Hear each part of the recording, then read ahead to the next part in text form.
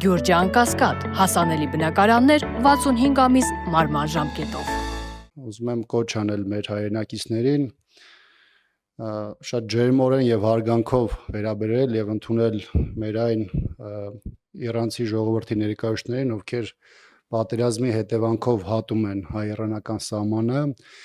եւ ժամանակավոր մուտք են գործում Հայաստանի Հանրապետության տարածք, որովհետեւ Իրանում հայերի նկատմամբ մշտապես եղել է բարձր հարգանք եւ մեծ ուշադրություն Իրանի իշխանությունների կողմից եւ այս ցաներ իրավիճակում հայ ժողովուրդն էլ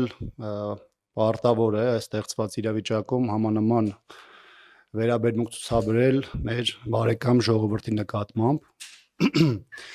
Անչափ մտահոգիչ եմ համարում ոչ միայն բուն կոնֆլիկտը եւ այն բազմաշերտ հարվածները, որոնք տեղում են Իրան-Իսրայել այս հակամարտության պարագայում, այլ նաեւ մասնավորապես այն հայտարարությունները, որոնք վերջին օրերին հնչում են Իրանի հոգեվոր առաջնորդին թիրախավորելու տեսանկյունից, որտեղ դա անթույլատրել եմ համարում, դա կարող է տարածաշրջանում նոր անվերահսկելի իրադարձություններ բերել եւ միանշանակորեն կընդլայնի հակամարտության սահմանները Երկրորդը բավականին ծանր է եւ Հայաստանի վրա ուղիղ եւ անուղղակի ազդեցություն ունեցող process է այստեղ այն հնարավոր հարվածները, որոնք կարող են ուղղվել Իրանի միջուկային օբյեկտների, որովհետեւ դրա ծանր հետևանքները ոչ միայն արտահայտվելու է միայն Իրանին, այլ նաեւ հարևան երկրների նկատմամբ, ինչը բնականաբար իրավիճակը մեր համար ծայրահեղ վտանգավոր է դարձնում Բնականաբար նոր բան չեմ ասի, եթե նշեմ, որ մենք այս իրավիճակին նայում ենք հետեւյալ ձևով, սա չունի պատերազմական լուծում, եղած խնդիրները որքան էլ դրանք ծանր լինեն, պետք է կարգավորվեն խաղաղ եւ դիվանագիտական ճանապարհով, որը որևէ պայմաններում այլընտրանք չունի։ Երկրորդ թեման, որին ուզում եմ անդրադառնալ, այս վերջին 2 օրերին Բաղրամյան պողոտայում հատկապես դրսևորվող ակցիան է, որը իրականացնում են 44-օրյա պատերազմի ժամանակ անհետ կորած մեր հայրենակիցների ծնողները Մտահոգությունները բազմաթիվ են, ես առիթ ունեցել եմ այս օրերին հանդիպելու, նրանց հետ տարբեր ֆորմատով զրույցներ եւ քննարկումներ ունենալու Թվում է թե շատ պարզ հարցադրումներ ունեն մարդիկ Միջև այս պահը, միջև ԱԱԾ արդեն նախկին տնօրեն Արմեն Աբազյանի ազատ արձակումը ողջ process-ը իրականացվել է նրա կողմից, նաև որոշակի հարցերով նրա անձնական երաշխավորման պայմաններում եւ այս մարդիկ ունեն պարզապես մեկ հարց. ով է ստանձնելու այդ process-ի շարունակականությունը,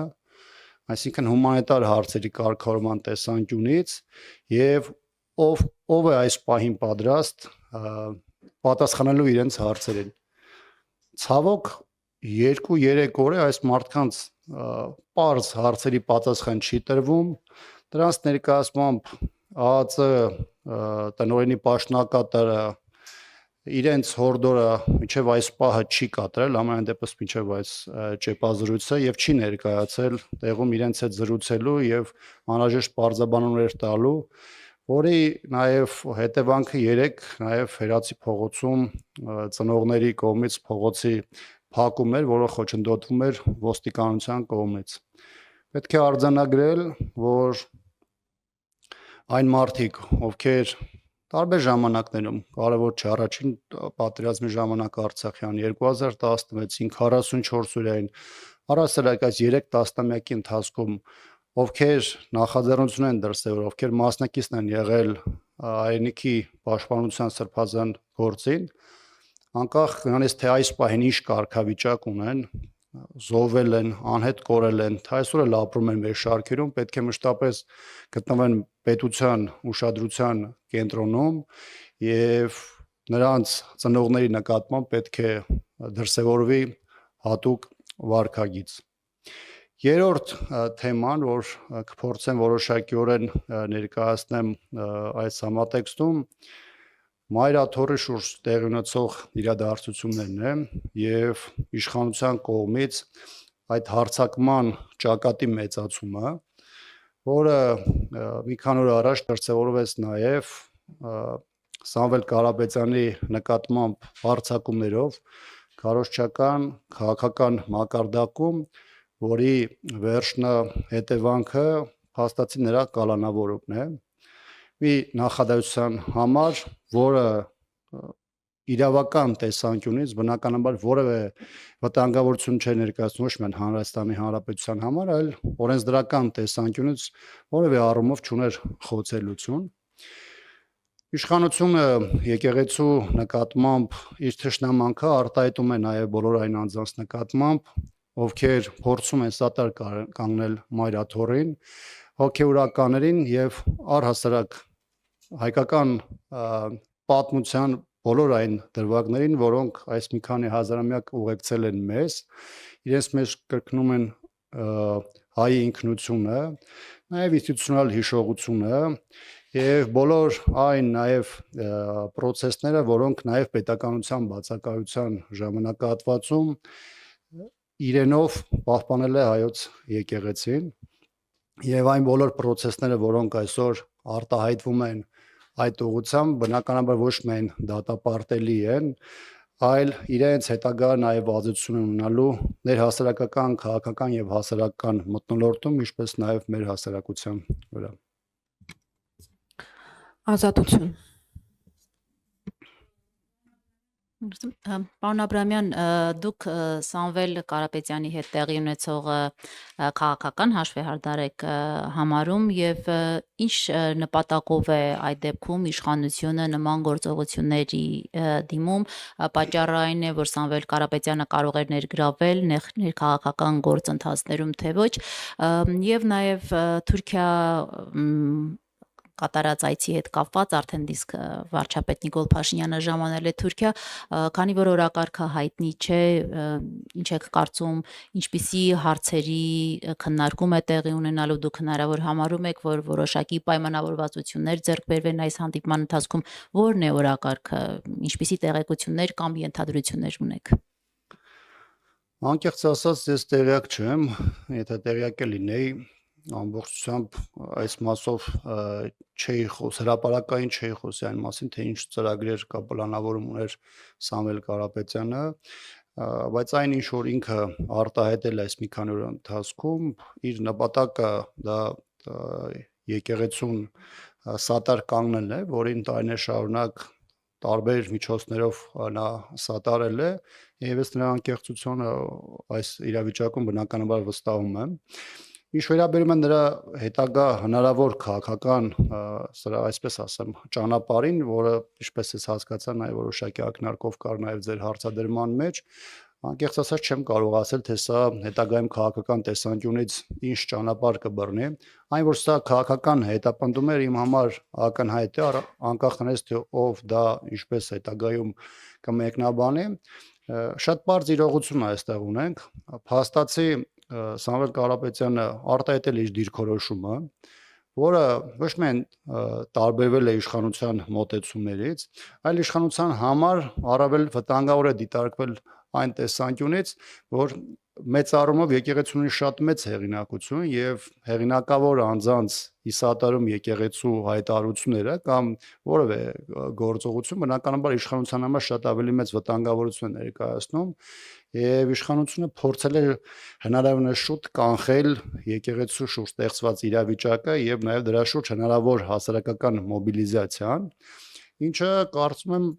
որևէ արդյունք չի տալու, որովհետեւ այն բառապաշարը եւ այն գործողությունները, որի մասին անոնս է անում իշխանությունը եկեղեցու դեմ process-ներում, սա չի կարող որևէ պայմաններում, որևէ սցենարի պայմաններում իշխանության համար օգտակար լինել։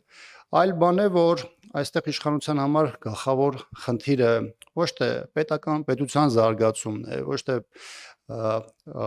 համապատասխան ինստիտուտների գործունեության արդյունավետությունն է, այլ կա ներքաղաքական հաշվարկ